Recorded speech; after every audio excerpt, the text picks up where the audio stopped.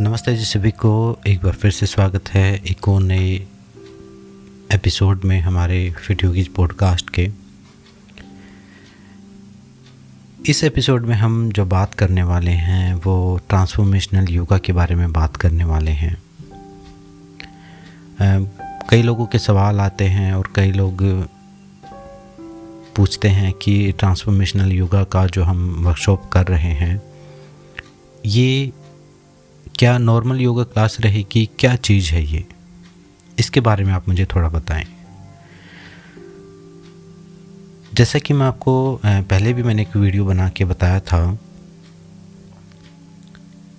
जो योग की जो मुख्य धारा है वो है हठ योग। हठ योग परंपरा जो है वहीं से सारे योग की नई नई जो भी फॉर्म्स बनती हैं वहीं से निकली हुई हैं। और हठ योग का मुख्य उद्देश्य है ईश्वर की प्राप्ति करना, एड़ा पिंगला नाड़ी का मिलन करवाना और कुंडलिनी जागृत करना, जो स्पिरिचुअल उद्देश्य है, मोक्ष की प्राप्ति करना, मुक्त होना, ये सारी चीज़ें। लेकिन उस हठ योग का उपयोग हम आज के युग में अपने शरीर की बीमारियों को ठीक करने के लिए करते हैं। अब जब वो सारा प्रोसेस बताया हुआ है हठ योग में, वहीं पर वो सारी चीज़ें भी बताई हुई हैं कि अगर एक साधक के जीवन में बीमारियां हैं, वात पित्त कफ डिसबैलेंस हो गए हैं या कुछ व्याधियां हैं, तो उनको कैसे दूर किया जाए। कुछ प्राणायाम, कुछ आसन उसमें बताए गए हैं हठ योग में। तो ये तो हुई मुख्य धारा, उसमें षटकर्म, आसन, प्राणायाम, मुद्रा, कई सारी चीज़ें हैं। अब वो धारा बताई गई कभी 5000 साल पहले, लेकिन अभी वो धारा धीरे धीरे परिवर्तित होते हुए देश काल परिस्थितियों के हिसाब से उसमें परिवर्तन होते रहे। अब जो हम प्रैक्टिस कर रहे हैं वो उसी हठ योग को, अब हमारा कोई ईश्वर प्राप्ति में कोई इंटरेस्ट नहीं है, ना ही मुक्त होने में कोई इंटरेस्ट है, क्योंकि हमें पता ही नहीं है। तो उस धारा का जो एक इफ़ेक्ट था या कहें साइड इफ़ेक्ट था, जिसमें शरीर ठीक हो जाता था, जिसमें वात पित्त कफ बैलेंस हो जाते थे, जो एक फिजिकल इफ़ेक्ट है, उसको पाने के लिए हमने अभ्यास करना हठ योग का शुरू किया। फिर जैसे हठ योग का शुरू किया हमने अभ्यास, वैसे ही अलग अलग मास्टर्स, अलग अलग साधक, पहुँचे हुए सिद्ध साधक जिन्होंने सालों तक अभ्यास किया उस चीज़ को, एक पर्टिकुलर इफ़ेक्ट को पाने के लिए अलग अलग तरीके से उस हठ योग का अभ्यास किया, तो वो अलग अलग फॉर्म के रूप में बन गए। जैसे जहाँ एक फ़िज़िकल फिटनेस, स्ट्रेंथ को बढ़ाने के लिए और सिर्फ फिज़िकल फिटनेस के ऊपर फोकस करके जब उसको प्रैक्टिस किया गया, तो वो पावर योगा या अष्टांग योगा कहलाया गया।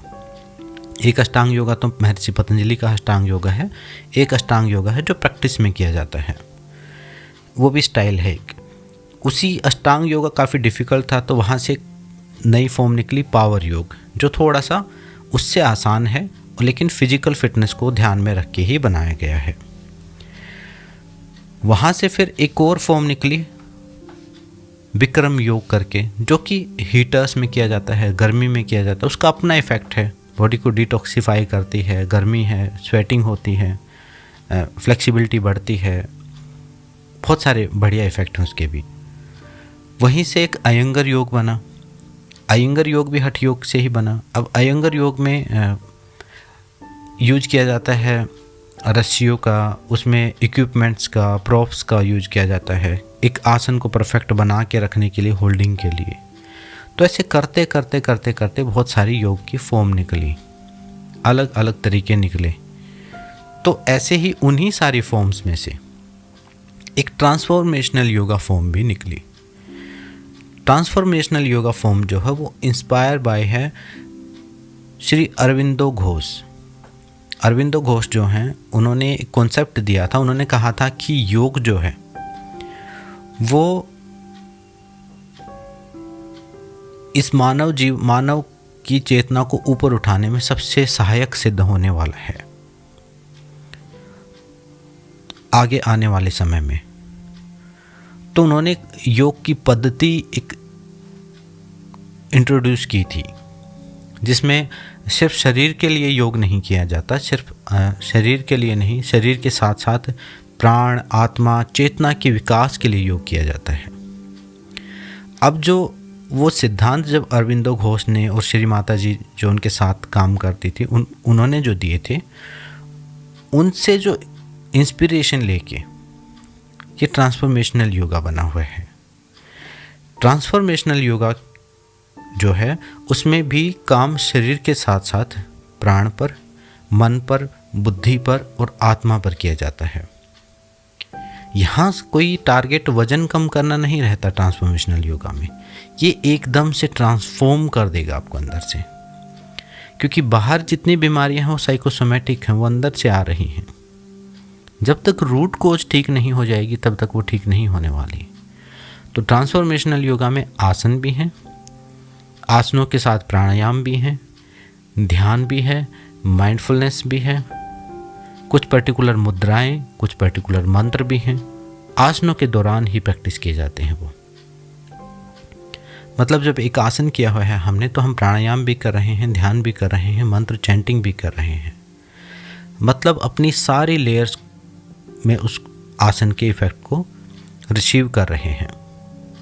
एक आसन करने का तरीका यह है कि हाँ, आसन होल्ड किया, बस ज़्यादा से ज़्यादा स्ट्रेच को फील किया और छोड़ दिया। एक आसन को बहुत गहराई तक लेके जाना। एक आसन जो है, योग आसन जो है, वो सिर्फ कोई एक एक्सरसाइज नहीं है कि इस आसन के करने से बीमारी ठीक हो जाएगी, इस आसन के करने से कमर दर्द ठीक हो जाएगा। वो एक छोटा सा पहलू है उसका। एक आसन जब हम बना रहे होते हैं तो हम अपनी साइकोलॉजी को भी मॉडिफाई कर रहे होते हैं, मोल्ड कर रहे होते हैं। जब एक आसन बना रहे होते हैं हम, तो सिर्फ शरीर का ही आकार नहीं बदल रहा होता, एक माइंड का भी पैटर्न बदल रहा होता है। और नॉर्मली आसन आपने देखे होंगे, एक ऐसे आसन होते हैं जो एक आम जीवन में हम उनका उपयोग नहीं करते। कहीं हम भुजंग आसन कर रहे हैं, स्नेक की तरह, सांप की तरह, कहीं हम शशांक आसन कर रहे हैं, रैबिट की तरह। वो सारे साइकोलॉजिकल इफ़ेक्ट एक आसन क्रिएट करता है। उस पूरे इफ़ेक्ट को पाने के लिए, उसके बेनिफिट को पाने के लिए हमें उस आसन में डीप जाना होता है, गहराई के साथ जाना होता है। आसन के बारे में महर्षि पतंजलि ने कहा, स्थिर सुखम आसनम, कि स्थिरता के साथ किया हुआ, ठहराव के साथ किया हुआ, सुखपूर्वक किया हुआ, मतलब अपनी ईज और कंफर्ट को देखते हुए किया हुआ, वो आसन है। जब किसी भी एक आसन में हम रुकते हैं तो उसकी फिर हम डीपर लेयर्स के ऊपर भी जाते हैं। मान लीजिए हमने किया भुजंग आसन, एक पर्वत आसन, कोई भी एक आसन किया। उस आसन को पहला काम है बनाना, पर्टिकुलर एक जो पोजीशन होनी चाहिए वो बन गई। उसके बाद हम उसको फिजिकल लेवल पर इफ़ेक्ट को फील करते हैं। फिर उसके साथ कुछ प्राणायाम हम करते हैं, फिर उसके साथ कुछ मंत्र चैंटिंग हम करते हैं, उसके साथ कुछ हम मेडिटेशन का तरीका उपयोग करते हैं। तो ऐसे हर चीज़ इसमें 5 लेयर्स में चलती है ट्रांसफॉर्मेशनल योगा में।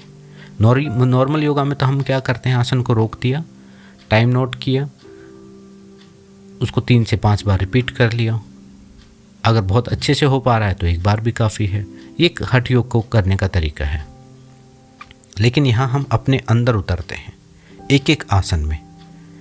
तो उस एक एक आसन का जो इफ़ेक्ट होता है वो सिर्फ मसल जॉइंट्स के बजाय इंटरनल ऑर्गन्स पर, अपने मन पर, साइकोलॉजी पर और चेतना के विस्तार के लिए उपयोग होता है। ये ट्रांसफॉर्मेशनल योगा है। यहाँ हम आसन तो हठ योग वाले ही करेंगे, आसन तो ऐसे ही होंगे कि आपने किए हुए होंगे। उनको करने का जो ढंग है, उनको जो रोकने का तरीका है, उनमें जो ऑब्जर्वेशन है, उसमें जो मंत्र चैंटिंग है वो डिफरेंट है। उसमें सेलुलर एनर्जी को एक्टिवेट कैसे करना है। बहुत सारी एनर्जी हमारे अंदर स्टक हो गई है, स्टक एनर्जी, ब्लॉक एनर्जी।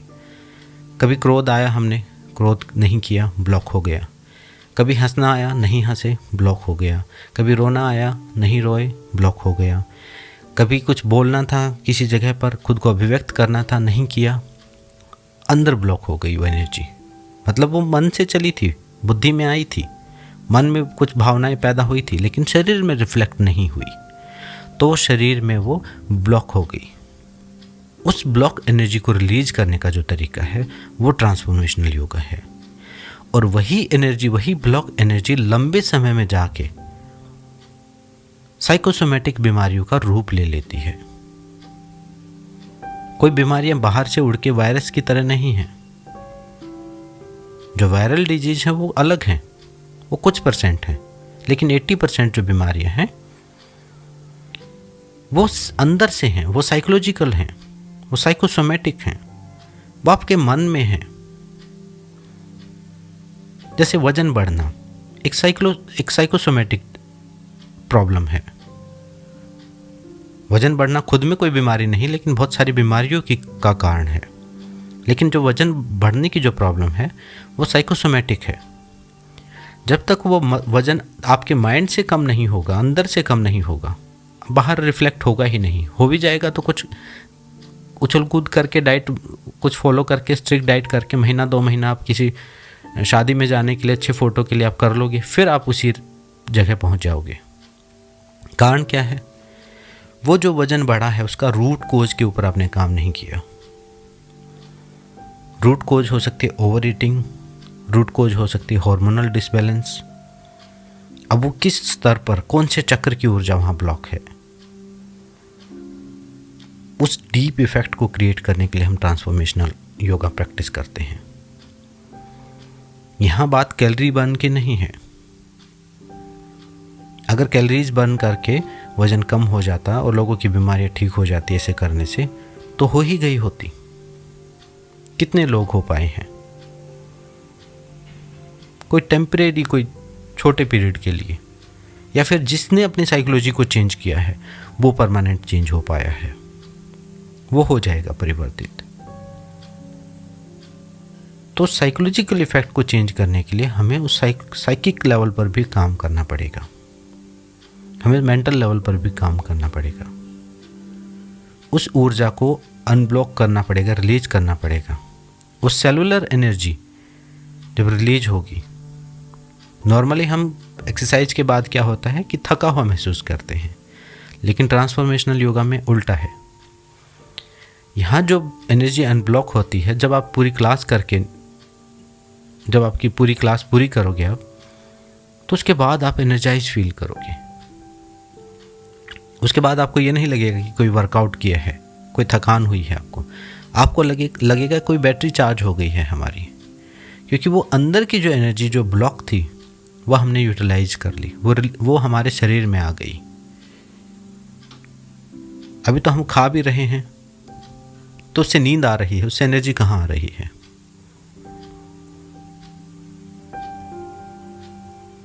सब एक रोबोटिक चला हुआ है सब कुछ। तो ट्रांसफॉर्मेशनल योगा एक अच्छी शुरुआत हो सकती है एक बिगिनर के लिए जो खुद पर काम करना चाहता है। माइंडफुलनेस है, सेल्फ हीलिंग है, बहुत सारी चीज़ें हैं, बहुत सारी चीज़ें प्रैक्टिस की जा सकती हैं। लेकिन शुरुआत में अगर आप शरीर के स्तर से करेंगे तो वो ज़्यादा प्रैक्टिकल रहेगा। जैसे छोटे बच्चों को समझाने के लिए शुरुआत में पिक्चर्स बनाई जाती हैं, बॉडी शेप्स बनवाई जाती हैं, अलग अलग तरीके की दिखाया जाता है उनको एक। तो ऐसे ही अगर आप शरीर से शुरू करेंगे तो ज़्यादा अच्छा है। खुद का परिवर्तन, अपनी चेतना का विकास। और ये चेतना का विकास कोई ऐसा मत समझना कि मुझे तो मोक्ष की प्राप्ति नहीं करनी, मैं तो भगवान में विश्वास नहीं करता। ये हर किसी को चाहिए होता है।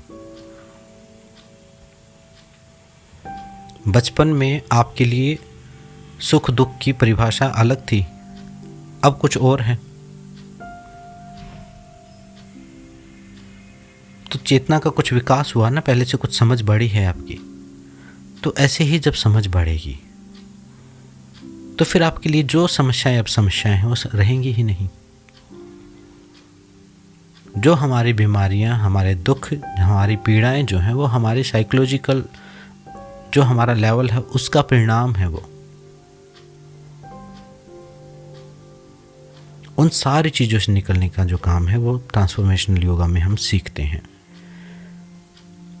एक फिजिकल प्रैक्टिस हम करते हैं साथ में प्राणायाम। उसके बाद हम प्राणायाम करते हैं, आसनों के साथ प्राणायाम मंत्र भी किए जाते हैं। उसके बाद अलग से पंच जो प्राण हैं, हमारे जो प्राण ऊर्जा है उसके जो 5 प्रकार हैं उनको एक्टिवेट करने के ऊपर काम किया जाता है, बंद लगा के, मुद्राएं लगा के, कुंभक लगा के। जब वो हो जाए तो फिर चक्रों के ऊपर काम किया जाता है, जिसमें चक्रों को रिलैक्सेशन के लिए प्रैक्टिस की जाती है, उसके प्यूरिफिकेशन के ऊपर काम किया जाता है और उसके एक्टिवेशन के लिए काम किया जाता है, वहाँ की एनर्जी को रिलीज करने के लिए। और फिर रिलैक्सेशन यानी योग निद्रा का अभ्यास किया जाता है, कॉन्शियस रिलैक्सेशन कि जागते हुए सोने का अभ्यास किया जाता है। तो जब इन सारी प्रैक्टिसेस से हम गुजरते हैं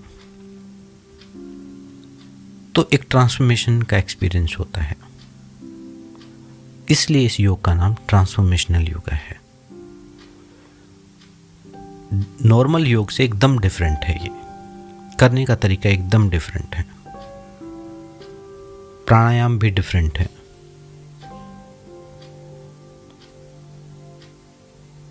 आसनों को करने का तरीका भी डिफरेंट है, सूर्य नमस्कार भी है इसमें, उसको करने का तरीका अलग है, मंत्र भी अलग हैं, एक अलग से सिस्टम बना हुआ है। ये नॉर्मली काम होता है आपके कुंडलिनी के ऊपर, आपके चक्र के ऊपर, आपके पंचकोश के ऊपर, उनको फोकस में रख के ये अभ्यास बनाया गया है। और 7 दिन में जो हम सीखने वाले हैं वो हम इसे डिटेल में सीखने वाले हैं। 7 दिन के बाद आप क्या कर पाएंगे, आप खुद से अभ्यास कर पाएंगे ट्रांसफॉर्मेशनल योगा का। और अगर आप योगा टीचर हैं पहले से ही तो आप सिखा भी पाएंगे, अपनी क्लास में अभ्यास करा पाएंगे। सिखाने का मतलब टीचर नहीं बना पाएंगे, लेकिन आपको इस लायक मैं बना दूंगा कि आप अपनी क्लास में उसका अभ्यास करा सकेंगे।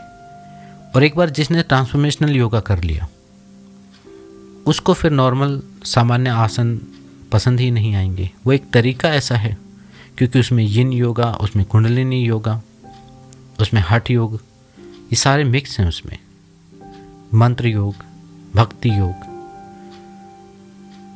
माइंडफुलनेस, सबको एक मिला के एक नई फॉर्म बनाई गई है।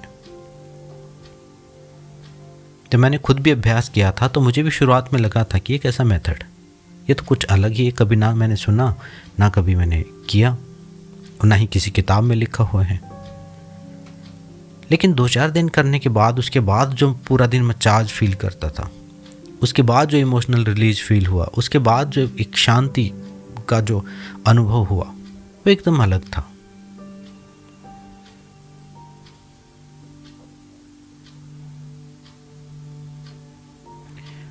तो अब योग दिवस का ये अवसर आ रहा है और इस समय पर एक नई स्किल आपके जीवन में ये ऐड हो सकती है।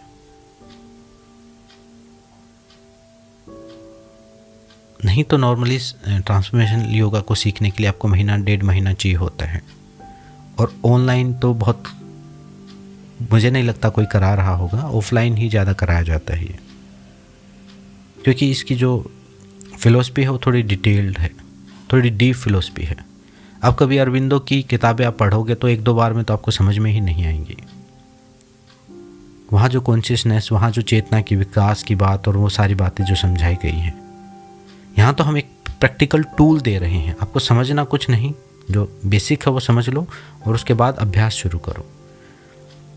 लेकिन जब आप उस चेतना के विकास की बात आप पढ़ेंगे, अरविंदो घोष महान सिद्ध हुए हैं हमारे देश के, और श्री माता जी, जब उनके सिद्धांत आप पढ़ोगे तो आपका दिमाग हिल जाएगा, आपको समझ में ही नहीं आएंगे। आपकी एजुकेशन थोड़ी बढ़ जाएगी उन बातों को समझने के लिए।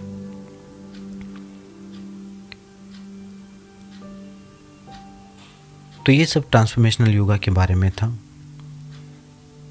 अब समय मैंने शाम का रखा है 7:30 से 9:30 बजे तक, क्योंकि मॉर्निंग का समय किसी को सूट कर नहीं रहा था और बहुत सारे लोग, कोई ऑफिस में होता है, कोई कहीं होता है। तो मेरी कोशिश ये है कि ज़्यादा से ज़्यादा लोग लाइव जुड़ के करें, और फिर भी आपको नहीं सूट कर पा रहा है तो आप रिकॉर्डिंग्स के थ्रू कर सकते हैं।